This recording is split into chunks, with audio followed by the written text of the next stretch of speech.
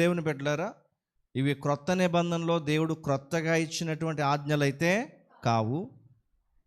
దేవుడు ధర్మశాస్త్రాన్ని మార్చటానికో క్రొత్త ఆజ్ఞలు ఇవ్వటానికో భూమి మీదకి రాలేదు. మరి అక్కడ ఎందుకు దేవుడు ఈ రెండు క్రొత్తగా మాట్లాడి ఉన్నారు? అక్కడ యేసు ప్రభువారిని ప్రశ్న అడిగినటువంటి వ్యక్తి ఎవరు అసలు? 35వ వచనం. ఎవరతను? ఒక ధర్మశాస్త్ర ఉపదేశకుడు. అతను ఎవరంటండి? అంటే ఒక సాధారణమైనటువంటి విశ్వాసి కాదు. దేవుణ్ణి, యేసు ప్రభుని ప్రశ్న అడిగింది. ఈ 10 ఆజ్ఞల్లో ముఖ్యమైన ఆజ్ఞ ఏది? యేసయ్యా, ఏది ముఖ్యమైన ఆజ్ఞ అని అడిగింది ఒక సాధారణమైన ఒక విశ్వాసో లేకపోతే ఒక సంఘ కాపరో కాదు, కానీ ధర్మశాస్త్ర ఉపదేశకుడు. అతను ఎవరంటండి? ధర్మశాస్త్రాన్ని ఉపదేశించేటువంటి ఒక బోధకుడు. నాకు తెలిసి ఒక ప్రొఫెసర్ అయి ఉండొచ్చు, ఒక టీచర్ అయి ఉండొచ్చు అతను.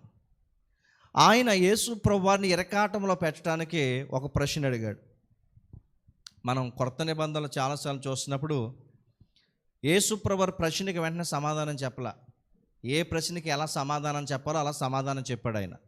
ఇక్కడ ధర్మశాస్త్రంలో ముఖ్యమైన ఆజ్ఞ ఏది అని అంటే యేసు ప్రభువారు ఏం చెప్తున్నారంటే, ఆ వ్యక్తి ఎందుకు అడుగుతున్నాడని చెప్పాను, ఇది మీరు గుర్తుపెట్టుకోవాలి. ముందు యేసు ప్రభువారిని అరెస్ట్ చేయాలి. యేసు ప్రభువారిని ఏం చేయాలండి? అరెస్ట్ చేయాలి, ఇరుకుని పెట్టాలని. అంటే ఆయనలో ఏదో ఒక చోట తప్పు పట్టుకోవాలి. ఆయనలో ఏదో ఒక చోట ఏం చేయాలి? తప్పు పట్టుకోవాలి. ఏ విషయంలో తప్పు పట్టుకుంటాం, ఎలా తప్పు పట్టుకుంటాం అని ధర్మశాస్త్రం దగ్గర ఇరికించాడు. ఎక్కడ ఇరికించాడని అతను? ధర్మశాస్త్రం దగ్గర. ఇక్కడ గనక మనం ఇరికించగలిగితే వెంటనే అరెస్ట్ చేసి ఎక్కడ పెట్టవచ్చు? ఇతన్ని జైల్లో పెట్టవచ్చు అని అనుకున్నాడు ఆ ధర్మశాస్త్ర ఉపదేశకుడు.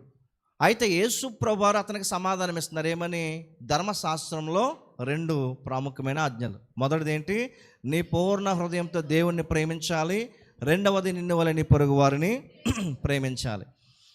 ఇవి 10 ఆజ్ఞలు మీకు ఎక్కడైనా కనిపిస్తున్నాయా?